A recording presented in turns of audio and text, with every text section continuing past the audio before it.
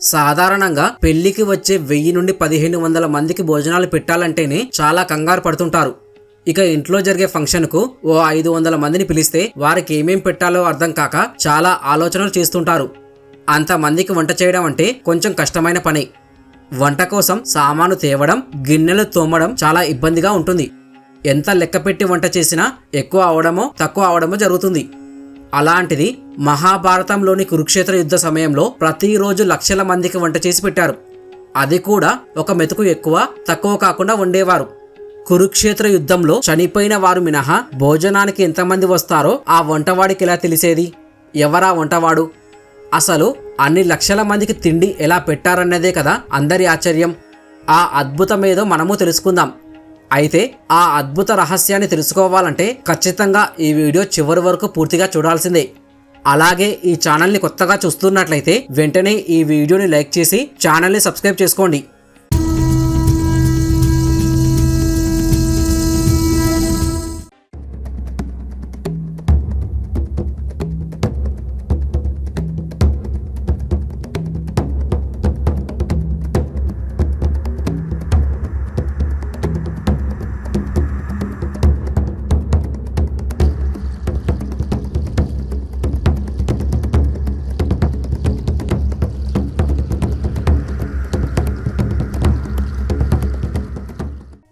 యుద్ధాలలో పాల్గొనే సైన్యాన్ని అక్షౌహిణులో కొలుస్తారు.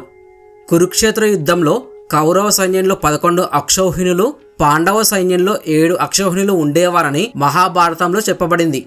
అంటే ఒక్క అక్షౌహిణిలో 21,870 ఏనుగులు, 21,870 రథములు, 65,610 గుర్రములు, 1,09,350 కాలిబంట్లు ఉండేవారు. ఈ విధంగా కురుక్షేత్ర యుద్ధంలో పాల్గొన్న మొత్తం యోధుల సంఖ్య 39,36,600 మంది. వీరితో పాటు మహాయోధులు, వీరులు పాల్గొన్నారు. మొత్తంగా చూసుకుంటే దాదాపు 40 లక్షలకు పైగా కురుక్షేత్ర సంగ్రామంలో పాల్గొన్నారు. కానీ ఇంత జరుగుతున్నా కూడా కురుక్షేత్ర యుద్ధంలో ఎవరి పక్షాన చేరకుండా 2 మాత్రమే తటస్థంగా ఉండిపోయారు. వారే బలరాముడు, రుక్మిణి సోదరుడు అయిన రుక్మి.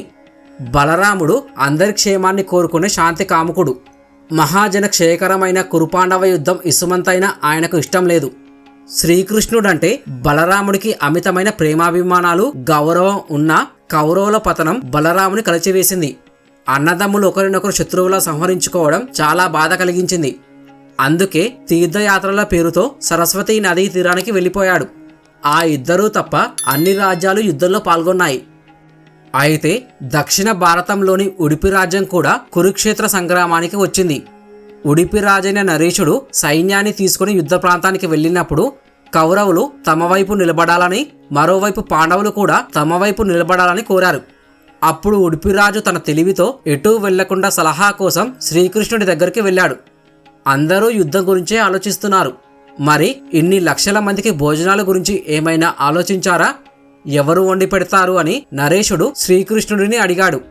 మీరన్నది నిజమే, మరి మీ దగ్గర ఏదైనా ఆలోచన ఉందా అని శ్రీకృష్ణుడు అడుగుతాడు. అప్పుడు నరేషుడు, ఇప్పుడు జరుగుతున్న ఈ మహాయుద్ధం అన్నదమ్ముల మధ్య నడుస్తున్నది.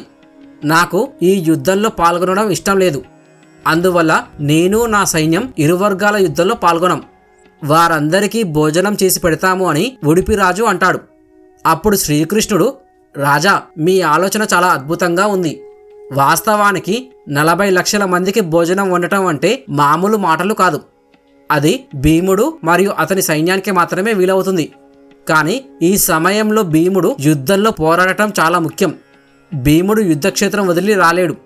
కాబట్టి నువ్వొక్కడివే ఇంతమంది సైన్యానికి వంట చేయగల సమర్థుడవు. కావున అందరికీ భోజనాలు తయారు చేయమని శ్రీకృష్ణుడు కోరతాడు. ఉడిపి రాజైన నరేషుడు తన సైన్యంతో కలిసి అక్కడ ఉన్న లక్షల మందికి భోజనం తయారు చేసేవాడు. నరేషుడు ఎలా వండేవాడు అంటే, సాయంత్రం వరకు తాను వండిన భోజనం ఒక్క మెతుకు కూడా మిగలకుండా వృధా కాకుండా వండేవాడు. కురుక్షేత్ర యుద్ధం జరుగుతూనే ఉంది. రోజులు గడుస్తున్న కొద్దీ సైన్యం కూడా తగ్గిపోయేది. అయినా సరే వంట మాత్రం అందరికీ సరిపోయేలా వండేవాడు. అది చూసి అందరూ ఆశ్చర్యపోయేవారు. ఇది ఎలా సాధ్యం? అంతమంది మరణిస్తున్నా చివరికి మిగిలిన వారికి మాత్రమే సరిపోయేలా ఎలా వంట చేస్తున్నారు?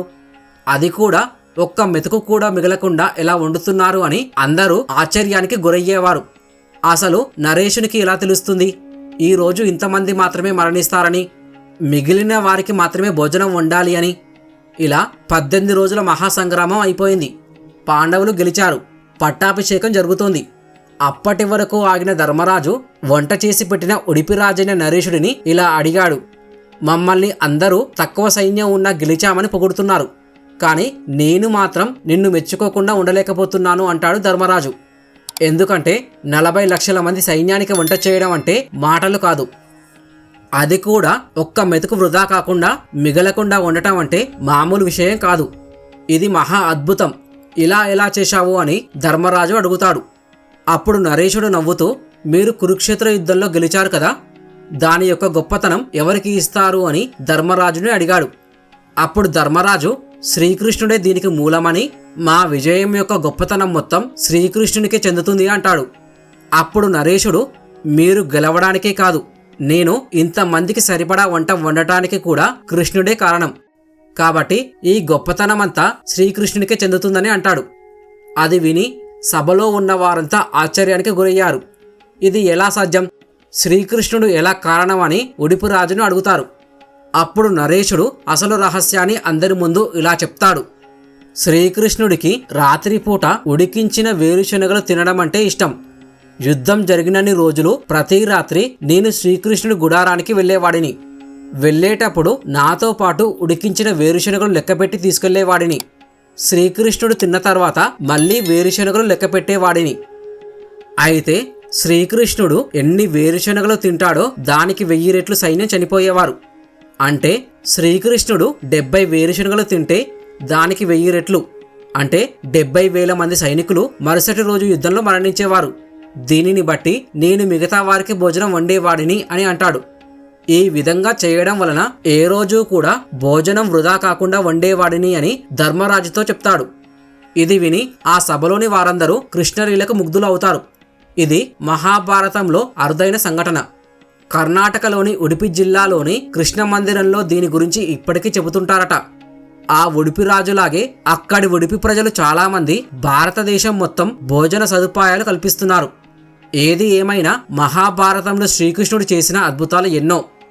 అయితే శ్రీకృష్ణుడి అద్భుతాలు మీకు కూడా నచ్చినట్లయితే జై శ్రీకృష్ణ అని ఖచ్చితంగా కామెంట్ చేయండి. అంతేకాదు మిత్రులారా, ఈ వీడియో చేయడానికి మాకు చాలా సమయం పట్టింది, కానీ ఈ వీడియోని లైక్ చేసి ఛానల్ని సబ్స్క్రైబ్ చేయడానికి మీకు 2 సెకండ్లు కూడా పట్టదు. అందుకే ఈ వీడియో నచ్చితే తప్పకుండా లైక్ చేసి ఛానల్ని సబ్స్క్రైబ్ చేసుకోండి.